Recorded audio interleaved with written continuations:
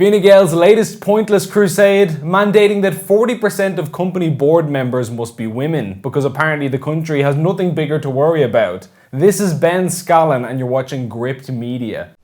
Now look, I know what you're thinking, and yes, believe it or not, this debate about the so-called gender pay gap and quotas is still going on years later, believe it or not. Go to Fine Gael's Twitter account right now and you'll see the following. In Ireland, only 22% of company directors are women. This needs to change. That's why today, Emer Higgins TD is launching the Irish Corporate Governance Bill 2021, which will require 40% of board members be women. Take a second to imagine a boardroom today in Ireland.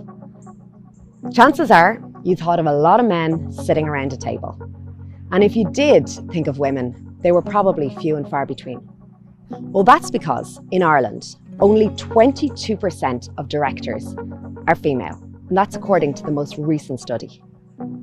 I want to change that. Now, this seems great and all, but like Columbo, I have to ask just one thing. Why do you want to change that? Why does it matter what a board member's genitalia is exactly? We hear this figure that 22% of board members are women, and we're supposed to just assume and take it at face value that this is obviously because of misogyny. If that's the case, then what's the story with Fine Gael? After all, of their 34 TDs, only 6 are women, which only accounts for 17% female representation, less than the number they're lecturing us about in the private sector. The exact same goes in the Seanad. And even in ministerial roles, which they're free to give out and which give the recipient huge power, influence and a pay rise, only 4 women out of 14 were given these roles by Fine Gael. So what I want to know is which Fine Gael TDs are going to step down and give their seats to a woman. I mean, you guys are committed to equality, aren't you? And after all, you should really do something to rectify your sexism.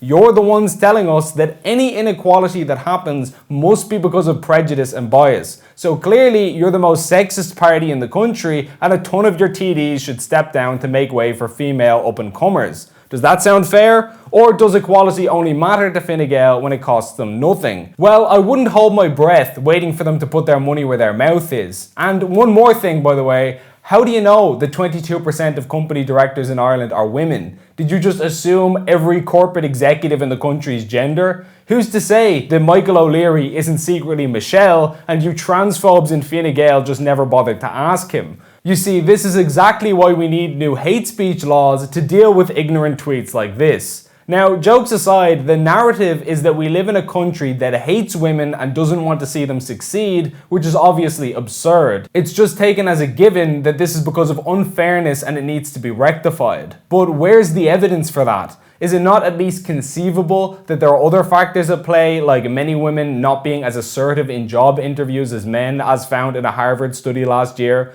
Pew Research Center has also shown that women tend to prioritize family life over their careers more than men.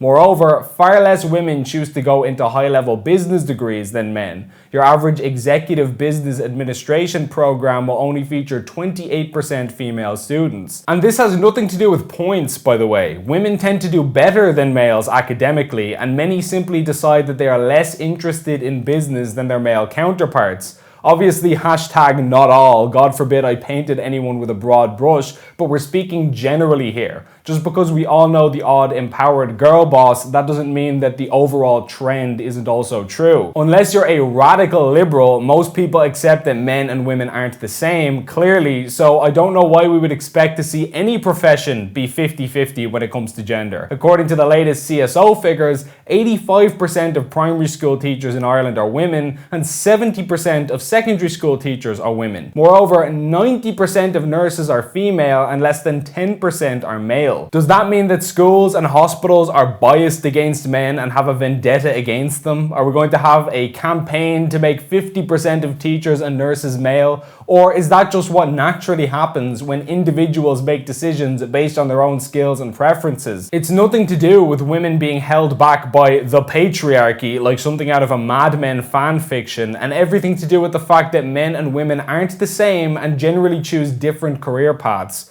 Also, you notice they never have a problem with difficult or undesirable jobs being dominated by men. For example, how many female bin men are there in Ireland? I mean, the job is literally called a bin man because there are so few women doing it. I don't think I've even heard of a female bin collector in my life, and I'd be astonished if there were more than 10 in the whole of Ireland. So where's the push to get more women collecting other people's refuse, or sanitation and sewer maintenance, wading through human excrement all day? Do the ladies of Fine Gael want those sorts of jobs, or does equality suddenly not matter when it comes to the manky and unpleasant stuff? This week, I am launching a bill that will require 40% of board members be women. The same bill will compel companies to report out on gender balance in the boardroom. This is good for women, it's good for equality, but most importantly, it's better for business. Okay, first things first, why 40%? If you're already mandating something this daft, would you not just go the whole hog and mandate 50% to make it split evenly?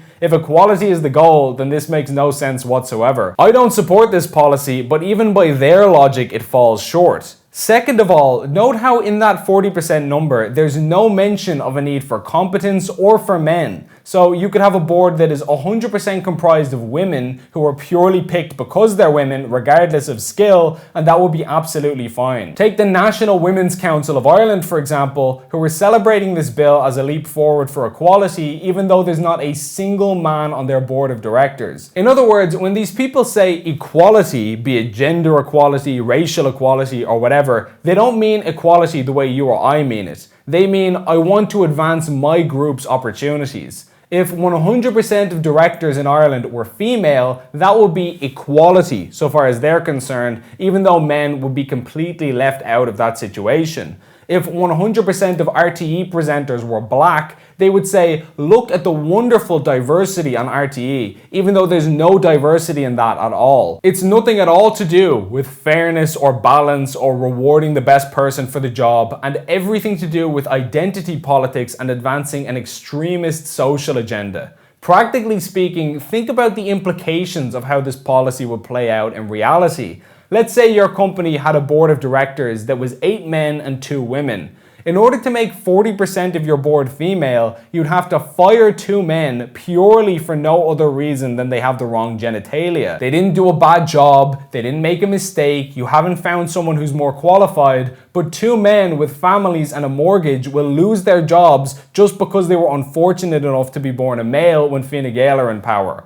Or alternatively, the company could hire more directors. But in Ireland, the average non-executive director gets €63,000 per year. So to make 40% of the board female, you'd have to add 4 new directors at an average cost of 63 grand each. In other words, you just cost this company £250,000 a year unnecessarily, forcing them to hire new staff that they don't need to meet some arbitrary gender quota. Because of course, Fine Gael, that's exactly what Irish businesses need right now. After spending the past 2 years taking a sledgehammer to the economy, let's throw more costs and regulatory hurdles at our native businesses. Brilliant strategy. Apart from anything, think about how cheap and hollow a woman would feel knowing that the only reason she has her job is because the boys at Fine Gael mandated her being hired out of pity.